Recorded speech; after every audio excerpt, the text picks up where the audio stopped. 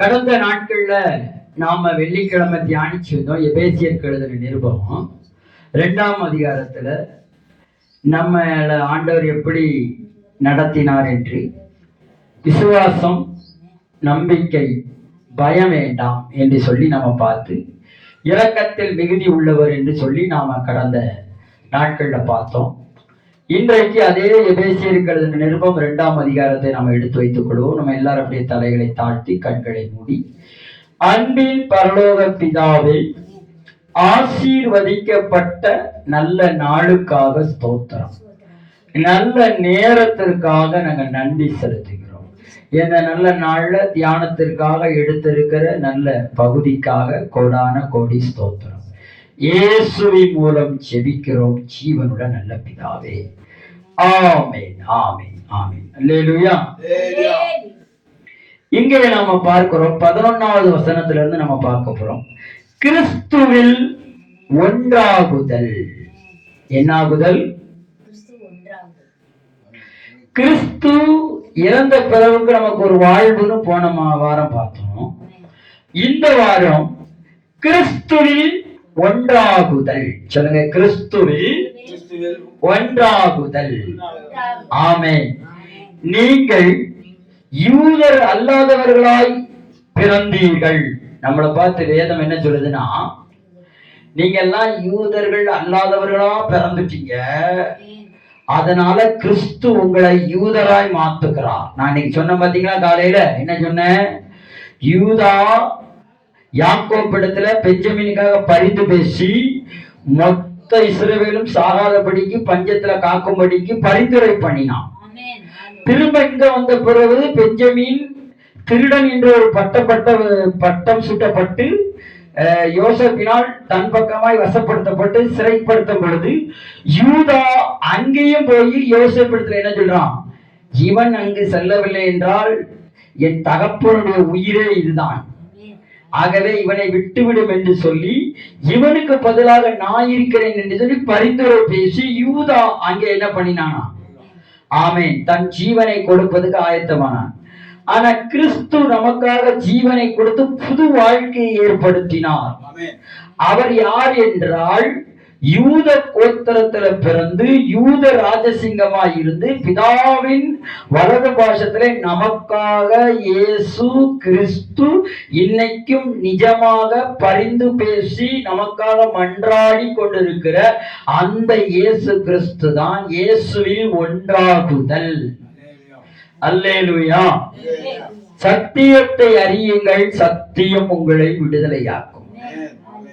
யூதா, பெஞ்சமின், யோசேப்பு நிழல், இயேசு பிதா, பரிசுத்த ஆவியானவர் நிஜம். இந்த நிஜத்தை குறித்துதான் புதிய உடன்படிக்கை சபை சாராம்சம் பேசப்படுகிறது. அல்லேலூயா. சரி, நாம் வேதத்துக்கு நம்முடைய கண்களை திருப்போம். நீங்கள் யூதர்கள் அல்லாதவர்களாய் பிறந்தீர்கள். உங்களை யூதர்கள் விருத்த சேதனம் செய்தவர்களாய் என்று அழைத்தார்கள். அவர்கள் தங்களை விருத்த சேதனம் செய்தார்கள் என்று அழைத்துக் கொள்கிறார்கள். அதாவது யூதர்கள் எப்படி அழைக்கிறார்கள்? இவர்கள் விருத்த சேதனம் இல்லாதவர்கள் என்று அழைக்கிறார்கள் நம்மை. அவர்களோ விருத்த சேதனம் பண்ணினவர்கள் என்று அழைக்கிறார்கள் என்று வேதம் சொல்லுகிறது. பாருங்கள், என்று அழைக்கிறார்கள்.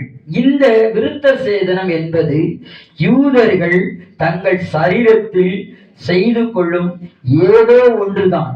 கடந்த காலத்தில் கிறிஸ்து இல்லாமல் நீங்கள் இருந்தீர்கள் என்பதை நினைவு கூறுகிறார்கள்.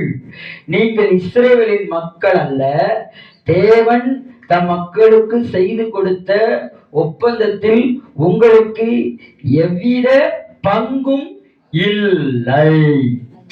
நல்லா தெரிஞ்சுக்கிடணும். தேவன் தம் மக்களுக்கு, எபிரேயர்களுக்கு என்று, யூதர்களுக்கு என்று ஒரு பங்கு கொடுத்திருந்தாரு. அந்த பங்கு தான் என்ன? உடன்படிக்கை. அந்த பங்கு தான் என்ன? வாக்கு தத்துவம். அந்த பங்கு தான் சுதந்திரவாளிகள் என்று சொல்லி இஸ்ரவேலர்களை உயர்த்தி வைத்திருந்தார் இந்த உலகத்துல. அவர்களுக்கு மட்டும்தான் தேவன் தரிசனமாவார். அவர்களுக்கு மட்டும்தான் மன்னாவை கொடுப்பார், அவர்களுக்கு மட்டும்தான் செங்கடலை படைப்பார், அவர்களுக்கு மட்டும்தான் யோர்தான குவியல் குவியல் நிற்பார், அவர்களுக்கு மட்டும்தான் என்ன பண்ணி கொடுத்தாராம், அந்த எரிகோ மதில்களை தவடிபுடியாக்கினார். அவர்களுக்கு மட்டும்தான் காடைகளால் அவர்களை என்ன பண்ணார், நிரப்பினார். அவர்களுக்கு மட்டும்தான் மாறாவின் தண்ணீரை மதுரமாக்கி கொடுத்தார். இப்படி எல்லாம் பல விதத்துல தேவன் அவர்களுக்கு இப்படியா செய்து கொடுத்தனாலதான் அவங்களை என்ன பண்ணுகிறது, யூத மார்க்கத்தாரை இஸ்ரவேலர்களை ஹைலைட்டா காண்பிச்சது. அதனாலதான் அவங்க நாங்கள்லாம் விருத்த சேதனம் பண்ணப்பட்டவர்கள், அதனால எங்களுக்கு விருத்த சேதனம் பண்ணப்பட்டனால எங்களுக்கு என்னதான் இருக்கும், பவர் அதிகம் அப்படின்னு சொல்லி அப்படியே தான். அதெல்லாம் பார்த்துதான் பிதா இயேசுவை இங்க அனுப்பி உங்களையும் என்னையும் தேவன் இல்லாதவர்களாய் இருந்த நம்மை, விருத்த சேதனத்துக்கு இல்லாத நம்மை, பங்குகளுக்கு ஆசீர்வாதத்திற்கு வாக்குத்தத்தத்துக்கு பங்கு இல்லாதவர்கள் நம்மை கிறிஸ்துவில் ஒன்றாக்குதலை குறித்து இங்க வேதம் சொல்லுகிறது. அல்லேலூயா. என்னத்தை சொல்லுகிறது, கிறிஸ்துவில் ஒன்றாக்குதல். வாசிக்கலாம். கடந்த காலத்தில் கிறிஸ்து இல்லாமல் நீங்கள் இருந்தீர்கள் என்பதை நினைவு கூறுகிறார்கள்.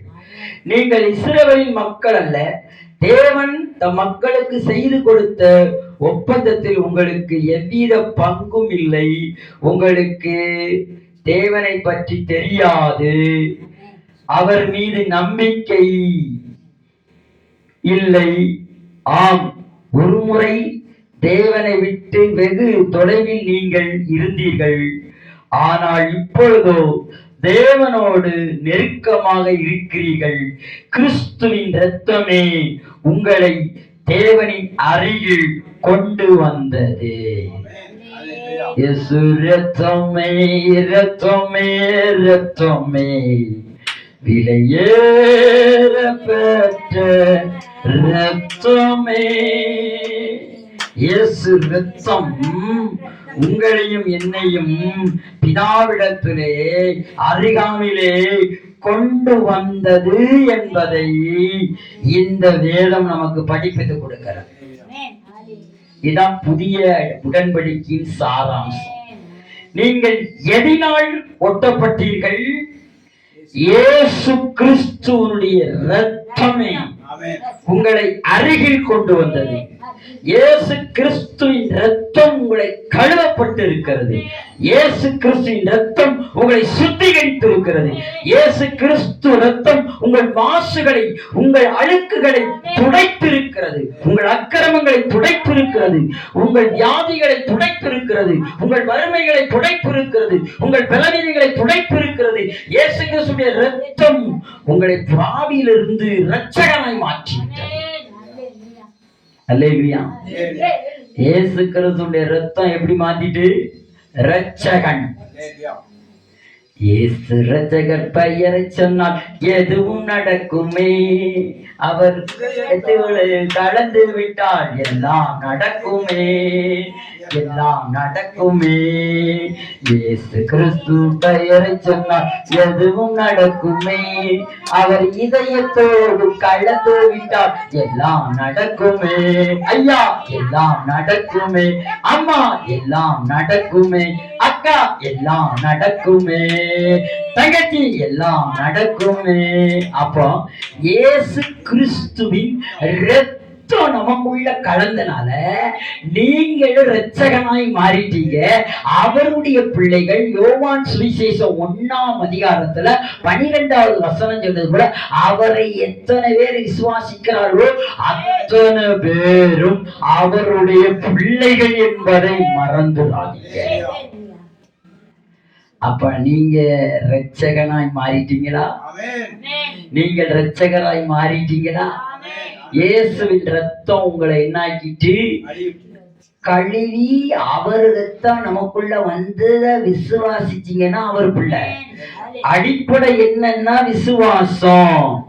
நான் இயேசுவின் பிள்ளை, எனக்கு என்ன கவலை? ஆமென். அப்ப இவைகளை நீங்கள் செய்ய வேண்டும். அல்லேலூயா. பாருங்கள், இங்கே சொல்லப்பட்டிருக்கிறது, நாம் இயேசு கிறிஸ்துவினுடைய இரத்தத்தினாலே என்னாக்கப்பட்டோமா?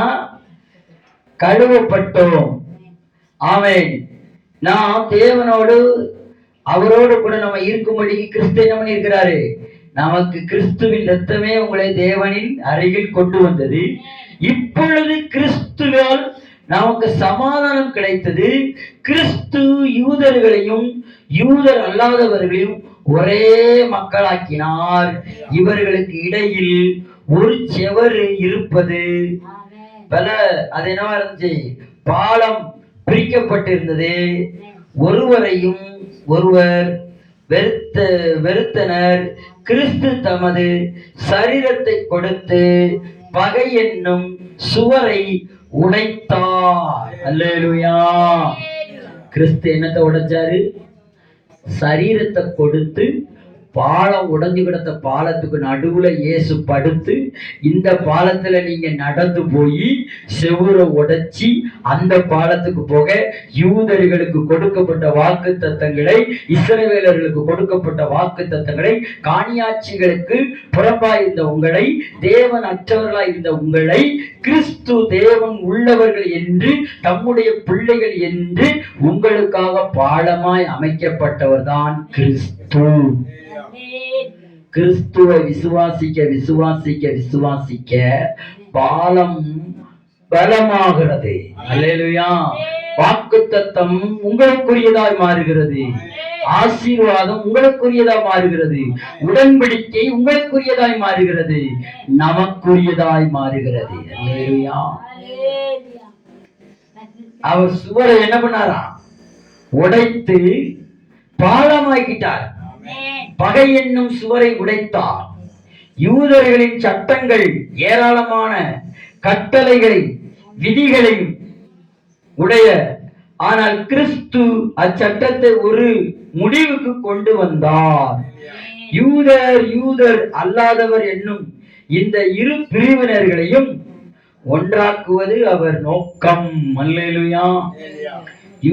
யூதர் என்று பிரிவுகளை ஒன்றாக்கினார். இயேசு ஒன்றாக்கினதுக்கு காரணம் என்னன்னா, இந்த உலகத்துல 800 கோடி மக்களும் இயேசுவுக்கு நடுவில் ஒன்றானவர்கள். ஒரு பாட்டு பாடியிருக்கான் பழைய காலத்துல.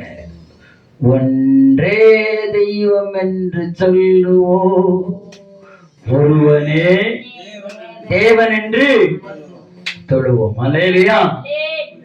அப்போ ஒரே தெய்வம், மொத்த உலகத்துக்கும் ஒரே பிதா, ஒரே இயேசு கிறிஸ்து, ஒரே பரிசுத்தவர். அதனாலதான் கிறிஸ்துவில் ஒன்றாகுதல். என்னாகுதல்?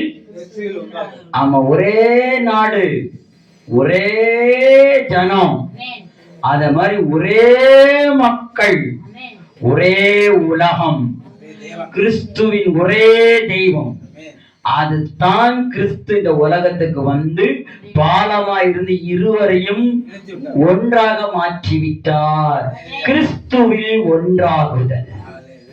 என்னாகுதல்? நாமெல்லாம் கிறிஸ்துவில ஒன்றாகுதலுக்கு காரணம் என்ன? முதல்ல பிரிக்கப்பட்டிருந்தோம், இப்போ ஒன்றாயிட்டோம். நமக்குள்ளே ஒரே விளக்கா இருக்கிறது. அதுதான் இயேசு என்னும் விளக்கு. இல்லையா? அப்ப நம்ம நல்லா தெரிஞ்சுக்கிடணும், இயேசு எப்படிப்பட்டவரு. கிறிஸ்துவில் நம்மை ஒன்றாக்கி இருக்கிறார். அப்ப நம்ம யாருமே என்ன கிடையாது, ஏற்றத்தாழ்வுகள் இல்லை, பிரிவுகள் இல்லை. உடன்படிக்கை, புதிய உடன்படிக்கையில பிரிவுகள் கிடையாது. எல்லாரும் ஒண்ணுதான். அங்க இருக்கிற சேர்ல இருக்கிறோம், இங்க மைக்க பிடிச்சி இயேசு நல்லவர் சொன்னாலும் அது நல்லவர் தான். இங்க இருக்கிறவர் சொன்னவரும் நல்லவர் தான். புதிய உடன்படிக்கையில எந்த இதுவுமே கிடையாது. என்ன கிடையாது? வேறுபாடுகள், பிரிவினைகள் எதுவுமே கிடையாது. அல்லேலூயா. ஆமென். எல்லாம் ஒன்று. ஆமென். யூதர்களின் சட்டங்களை, ஏராளமான கட்டளைகளையும் விதிகளையும் உடைய, ஆனால் கிறிஸ்து சட்டத்தை ஒரு முடிவுக்கு கொண்டு வந்தார். யூதர் அல்லாதவர்களையும் இந்த ஒரே பிரிவுகளையும் ஒன்றாக்குவதற்கு அவர் நோக்கம். இதை அவர் சிலுவையில் இறந்ததின் மூலம் செய்து சமாதானத்தை கொண்டு வந்தார். இரு பிரிவுகளுக்கு இடையே இருந்து பகையை சிலுவையின் மூலமாய் முடிவடச் செய்தார். தேவன் பகையை சிலுவையில முடிச்சிட்டாரு. இனி முடிக்கணும்னு இல்ல, இயேசு சிலுவையில் எல்லாவற்றையும் முடித்துட்டார். நம்முடைய புதிய உடன்படிக்கையின் சபையின் பிரசங்கம் இயேசு சிலுவையில் டன் முடித்து விட்டார். இனிதான் முடிக்கணும் இல்ல, எல்லாத்தையும் முடிச்சிட்டாரு என்கிற நம்பிக்கையோடு நாம் வாழ்வோம். கிறிஸ்துவில் நாம் ஒன்றாய் இணைவோம். கிறிஸ்துவோடு கூட நாம் பயணிப்போம். நீங்கள் யூதர்கள் என்றும் இல்லை, கிரேக்கர்கள் என்றும் இல்லை, ஆண் என்றும் இல்லை, பெண் என்றும் இல்லை, எல்லோரும் கிறிஸ்துவுக்குள் ஒருவர். ஒன்றே குலம், ஒருவரே தெய்வம், கிறிஸ்துவே தெய்வம். மொத்த உலகத்துக்கும் தான் தான் என்பதை வெளிப்படுத்தி கிறிஸ்துவில் ஒன்றாகுதல் என்று சொல்லி சிலுவையில் எல்லாவற்றையும் முடித்த கர்த்தரை நாம் எல்லாம் தலைகளை தாழ்த்தி கண்களை மூடி கர்த்தருக்கு நன்றி செலுத்தும். அன்பின் பரலோக பிதாவே, ஆசீர்வதிக்கப்பட்ட நல்ல நேரத்துக்காக ஸ்தோத்திரம். கிறிஸ்துவில் ஒன்றாகுதலை குறித்து எமக்கு இந்த வாரம் நீ கற்றுக் கொடுத்த நல்ல பாடத்துக்காக ஸ்தோத்திரம். தொடர்ந்து உடைய கிருபை எங்களோடு வெளிப்படட்டும். சகல துதிகன மகிமையெல்லாம் மக்கே இருக்கிறோம். இயேசுவின் மூலம் ஜெபிக்கிறோம் நல்ல பிதாவே. என் ஆத்துமாவே கர்த்தரை ஸ்தோத்திரி, என் முழு உலகமே பரிசுத்த நாமத்தை ஸ்தோத்திரி. என் ஆத்துமாவே கர்த்தரை ஸ்தோத்திரி, அவர் செய்த சகல உபகாரங்களை மறவாதே. ஆமென். நம்முடைய கர்த்தராகிய இயேசு கிறிஸ்துவின் கிருபையும் தேவனுடைய அன்பும் பரிசுத்த ஆவியானவருடைய அந்யோன்யமும் விசேஷமா நம்மோடு சகல பரிசுத்தவான்களிடம் அவருடைய வருகை வரை என்றென்றைக்கும் இருப்பதாக. ஆமென், ஆமென், ஆமென்.